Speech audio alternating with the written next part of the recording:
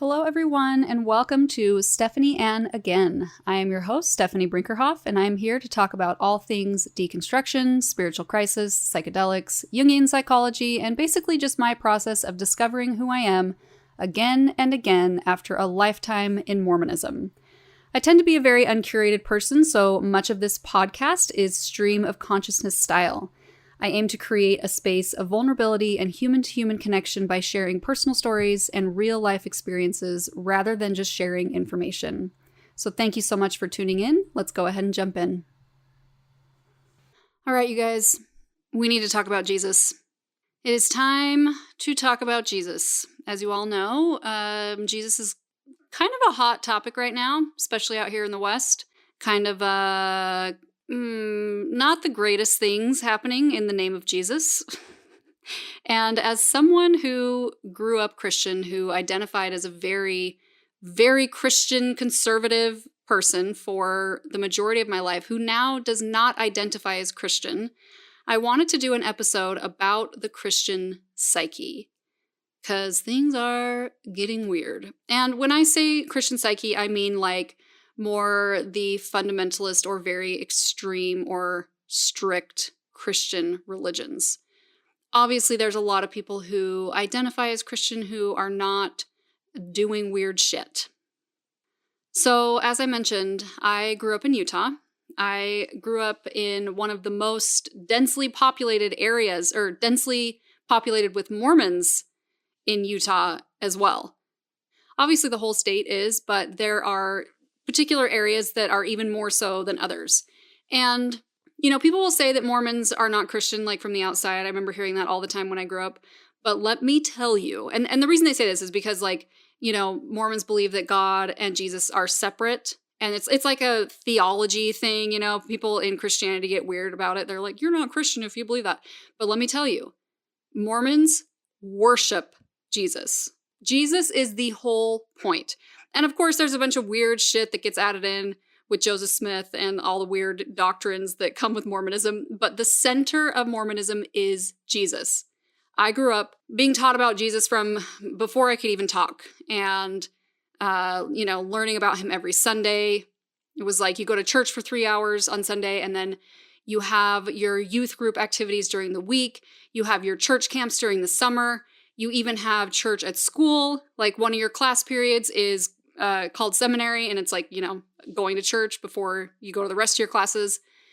And all of that time, I was learning about Joseph Smith and the Book of Mormon, of course, but I was learning a lot about Jesus.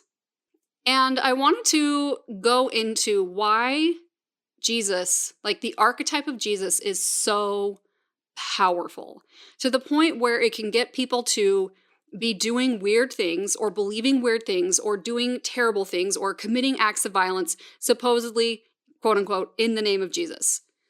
And if you want to understand like how powerful Jesus is in the Christian psyche, the archetype of Jesus, there's a few things to understand. One is you have to understand the power of archetype and symbol in the psyche.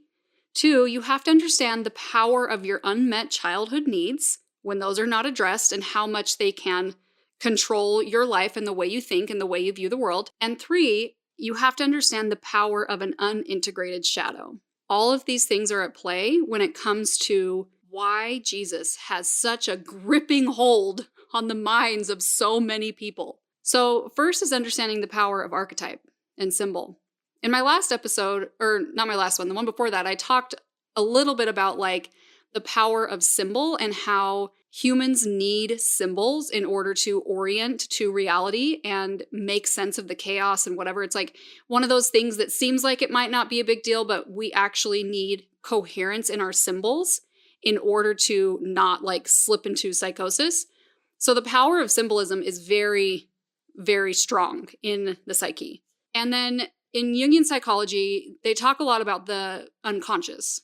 And there's your personal unconscious, but then there's also the collective unconscious. And the collective unconscious is kind of like the collective mind. It's like the theory is that like there's this basically like a catalog of or a library of like experience or patterns that have existed since the beginning of time that repeat over and over and over again across all different cultures. And it's like we're all connected to the collective unconscious, whether we realize it or not. That's why these patterns repeat. They're like instinctual patterns. They're patterns of the human psyche. Some examples of archetypes would be like the hero, or like the hero's journey is like one that we hear of, that myth we hear of all the time. And then you have like the great mother, or the wise old man, or the trickster, or all of these other archetypes. And then there's also deities who are simultaneously archetypes, right? Like Buddha, or Kali, or Shiva, or the devil, and of course, Jesus. So when you connect to an archetype, it's not just like a character in a story. It's not just like something that's happening in your mind. Because it's like an instinctual pattern in the psyche, when you connect to an archetype, it's a visceral experience. It's like a feeling of resonance. This is why people connect so much to their gods or their goddesses or whoever it is that they worship or pray to or have as a part of their spiritual practices, because it's a felt experience through your entire body. So if you look at Jesus as an archetype and you think about everything that Jesus symbolizes, it's like Jesus is compassion, he's love, he's grace, he's peace and charity and all of these like beautiful qualities. But he also symbolizes like the power of like resurrection, and he's somehow human, but also somehow God. And in Jungian psychology, Christ is essentially the symbol of the self, like the capital S self. It's like the archetype of wholeness and of union. So when you're connecting to the archetype of Christ, there is so much emotional and energetic charge behind that, because it's like a massive archetype. It's not like it's almost like Jesus, in my opinion. I feel like he almost embodies multiple archetypes. He's like a collection of archetypes. He represents so many things and can be connected to or felt in different ways depending on the person. So just the fact alone that people are using Jesus like this archetype, they're connecting to something that has such a strong charge behind it. Like there's such a strong resonance. And anyone who has had a connection with that archetype, who has had some type of connection with Jesus, you know what I'm talking about. Like it is very, very powerful. And that alone can be very, very sort of gripping in your mind if you are literalizing that. And if you don't know the purpose of symbol, and if you're being fed the wrong narratives or harmful narratives about like what Christianity is or what Jesus taught or whatever it might be. So that by itself can be very, very impactful for people. But then you add on top of that this relational piece, which brings me to my next point, the power of like our unmet childhood needs. When you're connecting with the archetype of Jesus, like he is also a human, right? That's part of what makes Jesus so easy to connect to and so powerful, is that it's like, oh, he's a human being. That means that he understands my suffering. He knows what I'm going through. But then he's also somehow a God. So he's never going to make any mistakes. He's never going to drop the ball on me. He's never going to lie to me. He's never going to betray me. He knows exactly what I need. He's an endless well of giving, giving, giving, giving. So as a child growing up with that, and then even as an adult, it's essentially like an archetype that allows you to, it's like the perfect parent. It's like the caregiver you never had. Because everyone in life is always letting you down, and people are flawed, and nobody can do the things, blah, blah, blah, how you want them to, or whatever it is that makes you feel betrayed by the world, or whatever it is that happens to you. Jesus is like the perfect person to be in relationship with, because there's an endless amount of trust there, because he can't make any mistakes. It's wonderful. It's like putting your trust in a perfect human being who somehow knows all of your thoughts and loves you endlessly and understands you perfectly and sees you in everything you wish you would get from your parents or your romantic partner or whoever it is that they just quite can't, or that they just can't quite give to you in the way that you want. Jesus can give it to you. Jesus can do that for you. And there is so much power in the relational piece of like building a relationship with this archetype that you're literalizing, that you think is an actual person. There is a lot of power in that. When I was a kid, I remember when I was probably 12, I got really, really sick. And it was just like a chest cold, but I had to stay home from school. And I was laying in bed and I was watching like Recess probably. And I remember this so vividly because it was like so traumatic for me. But I was in my mom's bed, and I remember my breathing started to get like worse and worse and worse very rapidly.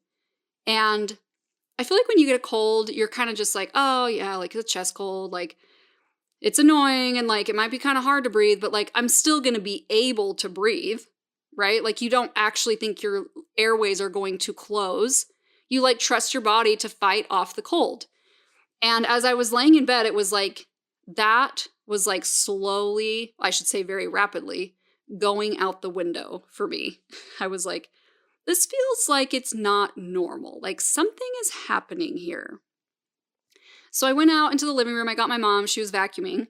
And I was like, I feel like we need to go to the doctor. I feel like I can't breathe. And she was like, okay, like go sit outside for a minute. And it was the middle of winter. And I don't know, something that she had been told about the cold air was supposed to be good for my lungs, or I don't know. So I'm sitting outside in the cold and it's like getting really, really bad. And I was like, I can't. Like, Mom, we have to go now. So we get in the car. We're driving to the doctor. It's probably a 15-minute drive. And 5 minutes into the drive, I'm just like, like wheezing like that, like audible sounds. And I'm starting to panic. My mom's starting to panic. She's starting to cry. I'm crying. And it's just getting worse and worse and worse, where I'm just like, like gasping for air. And so then she starts praying out loud. This is a great Christian story. I would win so many Christian awards for this story. And she starts praying out loud. And I'm sobbing and I can't breathe. So I have snot all over my face. And she's trying to drive and she's crying and she's praying. And then maybe like 5 minutes before we reached the doctor's office, all of a sudden, my airways opened.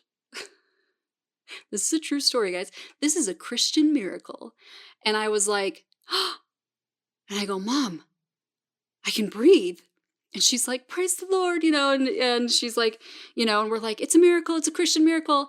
And then they slowly started to get like, it became more and more, my breathing became more labored again, but it was like just enough air that it allowed me to like remain breathing, right? Like remain conscious before I got to the doctor. And then we got there and we went inside and they like took me back immediately and they put me on a nebulizer, and come to find out I had pneumonia and it had turned into some form of asthma or something. I think they called it something else. There was like a different term for it, but it was essentially asthma. And then, from there, I had to miss school for like 6 weeks. I had to do the nebulizer 3 times a day for like probably at least 3 weeks. I was really, really sick.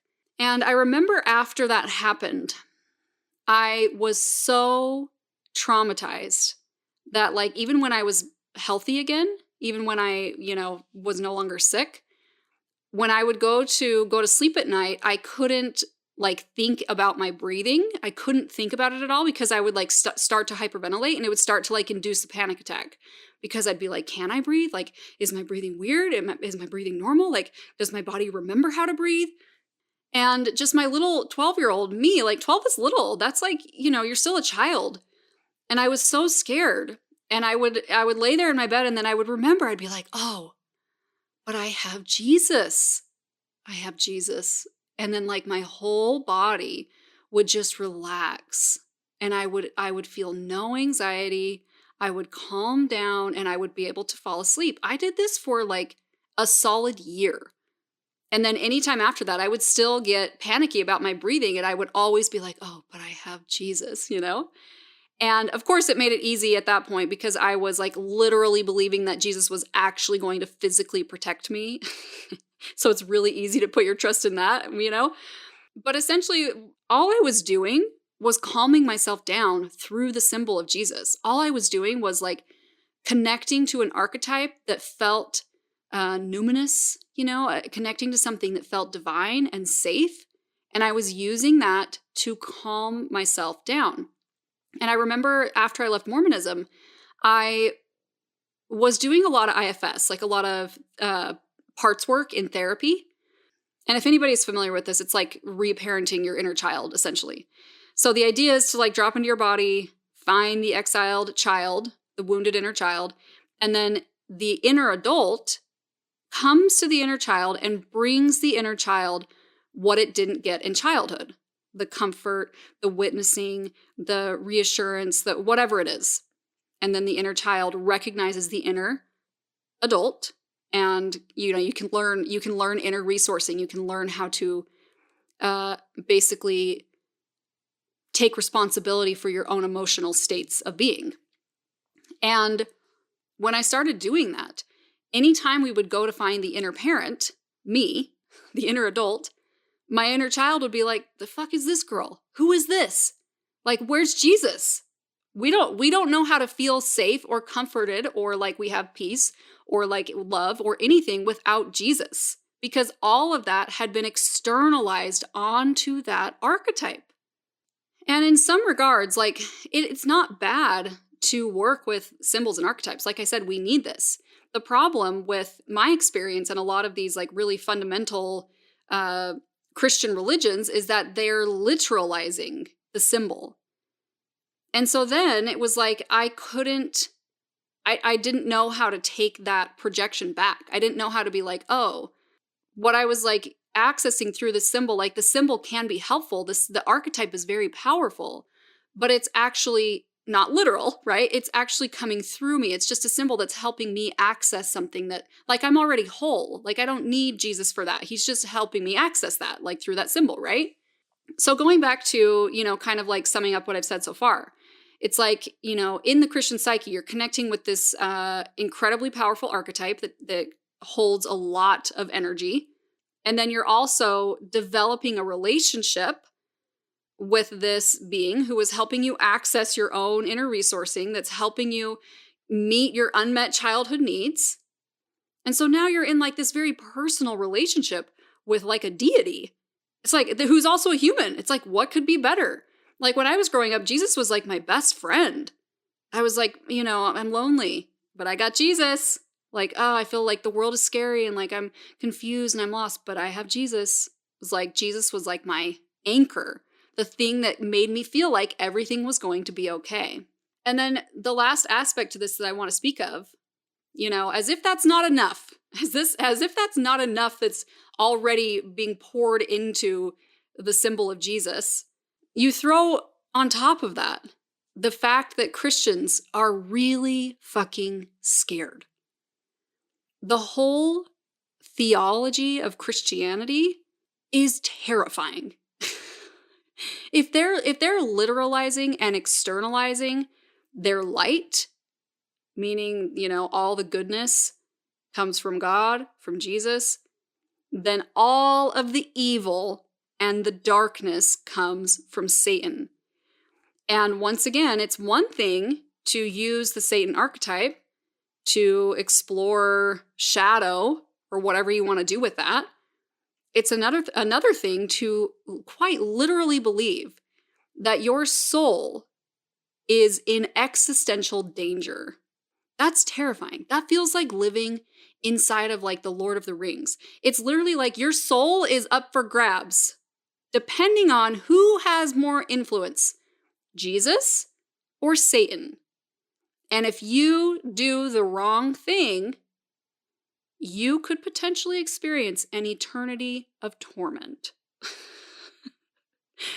And if anybody has experienced severe mental illness, and you know the prison, the darkness that you can feel in your own mind, whether that be from extreme anxiety or extreme depression or any sort of mental illness that you feel like a prisoner, you feel like you're in like torment in your own personal hell. The thought of experiencing that for eternity is so terrifying. I remember when I was a kid, when I was probably 7, I was about to be baptized, and I had a nightmare one night where there was like, it was one of those nightmares that was really visceral, and it felt like I was like half awake, half asleep, kind of. Like you can kind of like see your room, even though you're dreaming, you know? And it felt like there was a dark spirit, like a demon, pushing down on my chest. And like I couldn't breathe, like I was suffocating. Another story of suffocation, which makes sense now that I think about it, that I've had so many lung experiences in my life because I was in such an oppressive religion, obviously. But yes, so I had this nightmare that there was this demon that was like trying to suffocate me. And I woke up and I screamed. I just like sat up and I like a guttural scream. And my parents came running into my room and they were like, "What's going on?" And I can't remember exactly what they said, but I remember leaving that situation knowing that what had happened to me was a dark spirit was trying to attack me because I was about to be baptized. You get baptized when you're 8, when you're Mormon. And I'm sure my parents didn't phrase it like that. I'm sure they tried to phrase it in a fluffy kind of way like Mormons always do. But I remember thinking like, oh, it's a good thing I'm about to get baptized because that's what that was. There was a dark spirit that was trying to prevent me from getting baptized. And I look back on this and I'm like, if there is one thing I would never instill in my children, it's a belief in dark spirits. And it's like, you know, this is a whole other topic. I mean, when I first left Mormonism and was like questioning Christianity, I became very curious about the concept of dark spirits and of evil, because there's obviously evil in the world, right? It's everywhere. And so I was like, what? Like, if evil's not coming from Satan, where does it come from? And like, what is a dark spirit? And like, what do other spiritual traditions or philosophies say about evil and about dark spirits? And even like in different fields of psychology, like what are they saying about the nature of evil and demons? And that's a whole other topic. There are so many different philosophies or theories or ideas or ways to explain or understand dark spirits that are 10 million times more integrated and holistic and helpful than the Christian lens. The Christian lens, of course, is literalizing those experiences. There was a wedding that I worked at recently. I've worked in the wedding industry for like almost 20 years. And I had a bride who was very, very Christian. I'm not sure exactly which religion specifically, but I was under the impression that it was like a very kind of like an extreme Christian practice that she had. And there was a moment where she was with her bridal party. She was with like all of her bridesmaids. And one of her bridesmaids brought up something about like dark spirits. I can't remember what it was. It was something very benign. Like she started talking about, it was like a horror film or like, I don't know. It was just, she just started talking about something. And I remember thinking it was like not a big deal. And the bride was like, "Stop talking about this." And the bridesmaid kind of like laughed a little and she like kept talking and whatever. And the bride was like, "I'm being serious." She's like, "You need to stop talking about this right now." And she like got angry because that's how afraid she was of inviting dark spirits in. And anyone who grew up Christian knows how that narrative is like, you have to like bless your home to keep the dark spirits out. Like they're just trying to get in. And if you like watch a horror film, if you do anything that's even remotely like mimics something that comes from Satan, you are inviting those spirits into your house and into your body. And you could feel it. I could feel it in this client. She was legitimately petrified, like to the point of like rage, where she's like, "Do not talk about that." And that just shows you, one, how terrified Christians are in reality. Like that whole belief system is just rooted in fear. And two, how split off they are from their own shadow. You know, like if you're that scared of quote unquote evil, that like you're afraid that it's just going to, like, it's going to attack you, that it's going to come in and possess you if you accidentally do the wrong thing or talk about the wrong thing or whatever. If you're that scared of being possessed by it, that just shows you you're at the mercy of your own shadow. And that's what happens. That's what happens in Jungian psychology. They talk about this, how the more split off you are from something, the more deeply it is buried in your unconscious, the more external it will feel to you. And it will start to feel like a possession. It will start to feel like something is coming in from the outside and attacking you. When in reality, it's just your own, most of the time, deeply internalized shame and fear that you're severely disconnected from and terrified of. And I'm not one to be like, I mean, I have friends personally who have had experiences with spirits or energies that feel like definitely less than friendly, you know? So I'm not one to be like, I mean, I'm not an atheist. But I'm also not one to be like, oh, that's a dark spirit and that's a demon. Like I have so many different perspectives on what could potentially be happening. And I don't think there's like a one size fits all sort of a narrative. But regardless of whatever you think about it here, you know, like while we're embodied, you know, if there's a spirit that somehow got stuck moving on and is like haunting you now or whatever it is, whatever you believe here and now, that's completely separate from believing that like even after you die, you could be tormented by dark spirits. You could be in an eternal hell. Guys, that's crazy. Like that. And then the only reason that you feel safe in Christianity is because you have Jesus. So it's like an incredibly literalized and polarized spiritual theology. And that level of polarization leads to intense amounts of fear, which then creates the need for a savior archetype. It's like everything is externalized. God, Jesus, they save you. Satan damns you. You have no power in yourself except for to choose Jesus. My therapist was asking me this the other day because we were talking about empowerment. She was like, do you ever feel like, can you remember times in your life where you felt empowered? And I was like, I was always taught if I left the church, if I didn't have a relationship with Jesus, I would have no power. So in Christianity, nothing is coming from like within you, which leads me to the next thing that I was going to talk about. It's very terrifying to have that little power, right? To be just like at the whim of, you know, it's like, hopefully I don't accidentally like be too influenced by Satan and he takes my soul to hell. That's obviously like a very scary way to live. But it's also very convenient because when you externalize the badness, you never have to look at the evil inside of yourself. And this is the thing that, like, because Christians believe so much that like the bad guy is out there and our job is to hold to Jesus and protect against the bad guy that's out there. That's essentially, and then as long as you have Jesus, you feel safe. So then it's like in the scary world with everything that's happening, which is fucking terrifying, where there is real evil, people doing horrific things, Jesus becomes your only pathway to safety. Your only way to feel safe. And he gives you this sense of like a way to separate yourself from what is happening in the world, which is incredibly convenient. And that's why it will slowly disconnect you from your humanity, because you are not part of the evil. You are not the bad, they are the bad.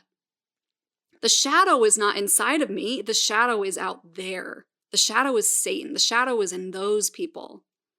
I don't have to integrate my own shadow, I don't have to look within, I don't have to recognize the evil within me because it's not there. I choose Jesus.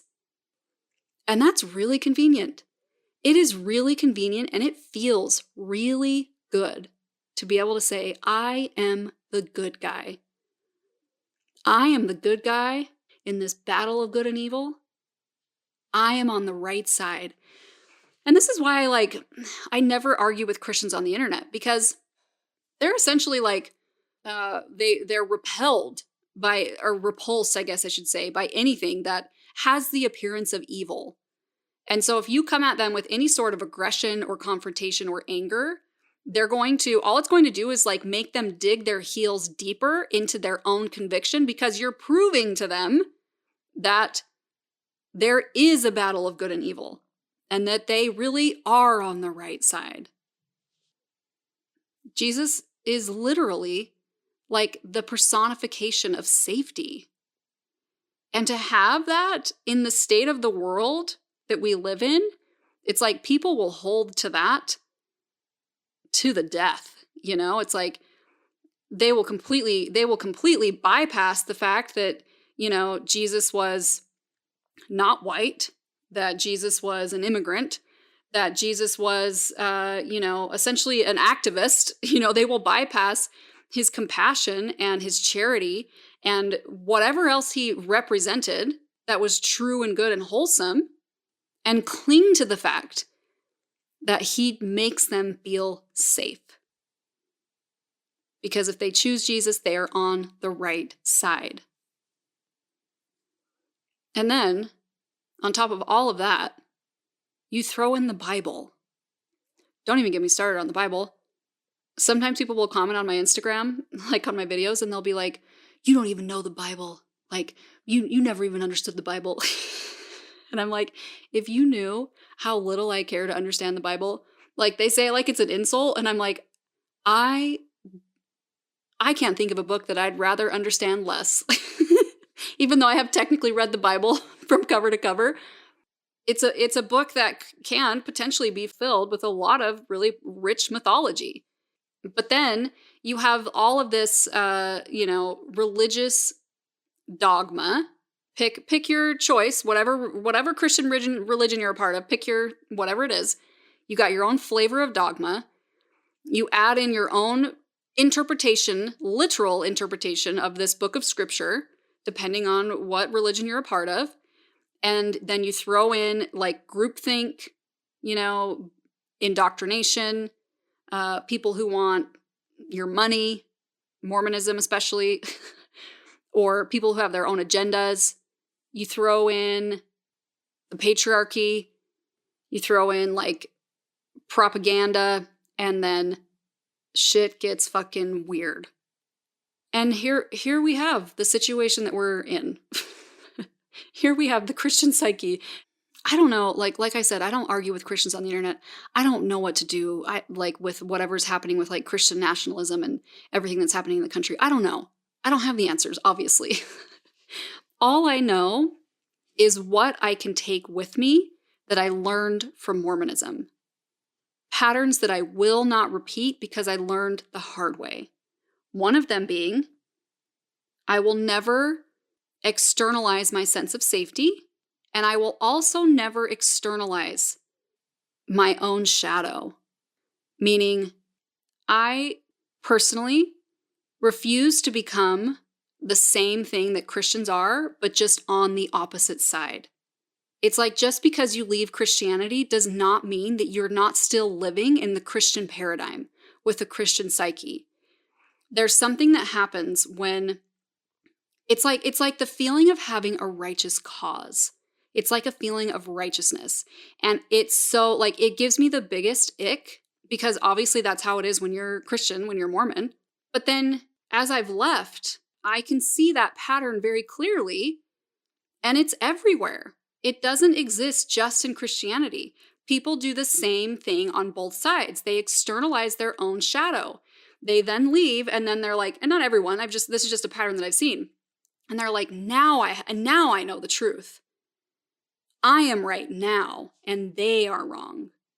I am the good guy now, and the Christians are wrong. And that's not to say that there isn't such a thing as objective truth to some degree, right? I don't want to make it seem it's just I feel like we need some sort of sense of like what is right and what is wrong, obviously. But there's an added level on top of it. Like I said, this like groupthink, this like I'm a part of the righteous cause, I'm on the right side now. That to me is still living in the same paradigm. And so it has become more important for me personally to integrate my own shadow, to do my own inner work so that I can see myself clearly instead of focusing so much on how much everyone else is doing it wrong, because that's exactly what I did when I was Mormon. And instead, focus on my own individuation process so I can know myself, meaning know my shadow, know my own evil, know what I have not yet integrated, so that I don't have to project it out there. I don't have to look for it out there because I will know it in myself. And then from there, I can determine how can I help? What can I do? So that I'm not just perpetually engaging in this battle of good and evil that Christianity gave me that I don't want to be a part of. Like, I still love Jesus. I have a picture of him on my altar, and I can't remember what it's called, this painting, this depiction, but it's one of the oldest depictions of him known. I think it's in like a catacomb in Europe somewhere. And I really like it because he looks just like, he's like carrying a bucket, and he kind of looks like he's fed up with this shit. And he looks like he's more like, why is there so much suffering? And what can I do about it? And that to me is the real essence of Jesus. How can I help? What can I do to help alleviate suffering?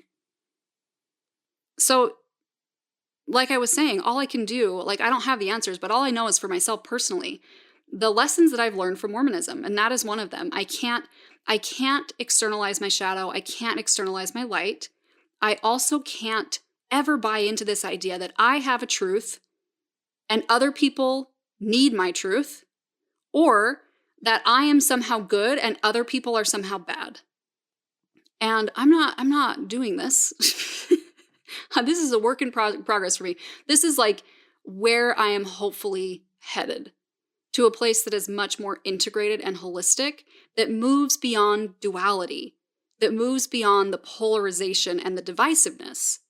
But of course, I'm like, talking on the internet all the time about the harmfulness of Christianity because it's important to understand these patterns. It's important to understand these patterns in ourselves and what we're playing out and what's happening so that they don't just keep repeating. And what I love about Jungian psychology too is it's like, as long as the psyche is unintegrated, like you haven't integrated your own shadow, and collectively we have not done that, it will be like a game of whack-a-mole, where it's like you'll see the bad guy and you'll be like, there's the bad guy, and then you smash the bad guy and then you're like, yeah, we got him. And then just give it a little bit of time and the bad guy will pop up in a different form. And then, this is the bad guy now, get him. And then it's like, give it some time. Oh no, there it is again in a different form. Because what's trying to happen is the collective unconscious, the shadow needs to integrate collectively. We can't keep externalizing it. Sometimes when I talk about this, it feels like I'm like trying to become enlightened or something, which it feels really not feasible for me. But I do know people who live this way. And they're not doing the spiritual bypassy thing where they're like, oh, because I believe in non-duality, all of this is an illusion and none of it matters. And you know what I mean? They're not doing that. But they are also not living in a polarized psyche themselves. And so their approach to activism is much more clear. And it's like, if I'm going to try to actually be like Jesus, if I'm going to actually try to see the suffering in the world and be like, what can I do? I don't want to be repeating it from the same place of I'm a good guy who needs to help people who need my help. And I need to stop the bad guy because I'm the good. I can't do that. I have to do it from a place where I have moved beyond that paradigm. And so that's the work that I'm in now, where I'm like trying to take full responsibility for myself, full responsibility for my shadow. And anyone who has done extensive amounts of shadow work knows that the more you get into your shadow, the more you're like, man, like I am Jesus and I am Satan. Everything that, like, Jesus was essentially just an example of what we have the potential to become. And Jesus does not exist without Satan. You can't have the light without the dark. And Satan also exists in me. It's all in me. And it all wants to be integrated and seen so that I can recognize and embody my own wholeness. In my last episode, I mentioned this woman, Shane, who is a Lakota woman. She's half Lakota, half German, who I have learned from and mentored under. And she's wonderful. And she has been seeing spirits and talking to spirits since she was like a kid, like before she knew that other people could not see them. It took her, like, she had to get a little bit older until she realized, like, oh, these people aren't actually here. Like, no one else can see these people that I'm talking to. And she tells this story about how there was this one man that she would see repeatedly. And she didn't know who he was, but, like, he was nice and, like, friendly. And so she would, like, hang out with him. And, like, I mean, I don't know I've never hung out with a spirit, so I don't know what that's like. But she said that he felt really kind and, like, made her feel really safe. And he would, like, talk to her and whatever. So then one day, she's like, what's your name? And he's like, my name's Jesus. And she was like, oh, okay. And she didn't think anything of it because she spent a good portion of her life growing up on a reservation. So she didn't know anything about Christianity. And so then one day, you know, she sees him again. They're hanging out, whatever you do when you're hanging out with spirits. And he goes, listen, your parents are going to take you to church on Sunday. And while you're there, I want you to ignore everything that everyone says about me. And she's like, okay. So sure enough, her parents take her to church. And she walks in the doors, and there on the wall is a giant picture of Jesus. And she's like, oh, Jesus. And I'm like, yeah, you know, if I was Jesus, I'd be pissed. If I was Jesus right now, I'd be like, would everyone leave me the fuck alone? Like, this has gotten out of hand. This is not what I signed up for. Like, the hell is wrong with you guys? One thing I do want to say before I end, which feels important to say, is that living here in Utah, I cannot tell you the amount of times someone has told me that I really need to watch The Chosen.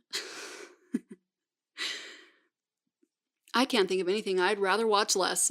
And it's so funny because even when I was Mormon, like, I hate the idea of fake Jesus. I'm like, if there is a show or a movie where an actor has been paid to play Jesus, I'm like, that's a hard pass for me. Like, you're going to try to get an entire, like, the archetype of the self, the archetype of God embodied, and you're going to try to put it in this human man actor? I've never once seen anything with fake Jesus where I was like, oh, that feels like I really am feeling Jesus right now. And I also, like, I'm like, how do you prepare for that role? Like, I think about, like, you know, they're on set and they're about to start rolling and you know, they're just, like, really trying to, like, get in tune with, like, their inner Jesus. I'm like, I can't. I'm sure it's a lovely show. I'm sure it's really helping a lot of people and, you know, whatever. But I'm like, I cannot get past fake Jesus. That should be illegal. There should be no fake Jesus. And speaking of that, did you guys know that here in Utah, you can hire a Jesus lookalike to come to your family party? This is real, you guys. I know people who have done this. Or like come to your family photos and like be in your family pictures with you. This is so funny to me because let's say you hire Jesus to come to your party. Like, does he have to like talk like Jesus? Like, verily, behold, let us gather in the kitchen, you know? Does he have to like perform a miracle? Does he have to show the scars in his hands and feet? Like, how do you act like Jesus at a family party? Does he get to have snacks? Does he have to be Christian? The concept is so funny to me. I kind of want to hire a Jesus like for my own, just for like my own party, you know? I feel like that could be really fun. Okay, I hope this was, if not helpful, at least interesting. I mean, I obviously have a lot of thoughts on Jesus because I love Jesus. And also, what the fuck? You know? And just being on both sides of it, you know, I feel like it's a total mindfuck. It really is. Like, when they say indoctrination, or they say like cult, or they say, you know, brainwashing, like that is real. That's real. Like when you come out of that, it's like, it's mind blowing. Like there was not one point in my life ever that I even thought for even a minute that what I believed wasn't the literal truth of existence. I didn't know people who weren't Christian. Like, I think I met my first person, or, you know, like in Mormonism, you're encouraged to not be close to people who are not Mormon, at least when I was growing up. I don't know how it is now. And so it's like all my friends were Mormon. And then like the few friends or people that I knew that weren't Mormon, they were like Catholic, right? Like they were still Christian. I didn't know anybody who was like agnostic or atheist or like some other belief. I didn't meet anyone like that until I was like probably graduated from high school. And so coming out of that, like, it feels like all of a sudden you're like you've been in a weird trance. And I just really wanted to speak to it because it's painful. You know, it's like the people that I know who are Mormon. I mean, obviously Utah's mostly Mormon. Like most of them, especially the ones that I grew up with and grew up around, are really, really good people. Like they're not like, they're just like salt of the earth people, right? Like they're trying to do good in the world. And they have this incredible connection to Jesus. Like that's where things get so sticky, is it's like these good people who are connecting to the goodness found in Jesus in a real way. And then that's getting mixed in with a whole bunch of other weird stuff that is harmful. And it's confusing. It was really, really confusing for me. Like coming out of that was like a shock, like shocking to my system. And learning how to like take responsibility for myself and become empowered. You know, Christianity is also it's a very disempowering religion because, like I said, everything is externalized. And so coming out of that and like individuating and like recognizing my own wholeness and trying to come into a sense of empowerment by myself, like on my own, without needing a savior, has been a really long process. And I don't know personally that like anybody yelling at me or telling me that I was wrong would have ever gotten through to me. It's like something that has to happen. It has to come through you. And however that's going to be for people in the world, it's going to be different for everyone, however that happens, or if it does. But in the meantime, I will continue to share all of my thoughts on this on the internet because I think it's really important to talk about. All right, that's all I got. Thank you guys so much. If you want to see more of my stuff or hear more of my thoughts, you can find me on Instagram or TikTok under Stephanie Ann Again. And let me know if there's something that you guys would like me to cover in a future episode. Okay, thank you.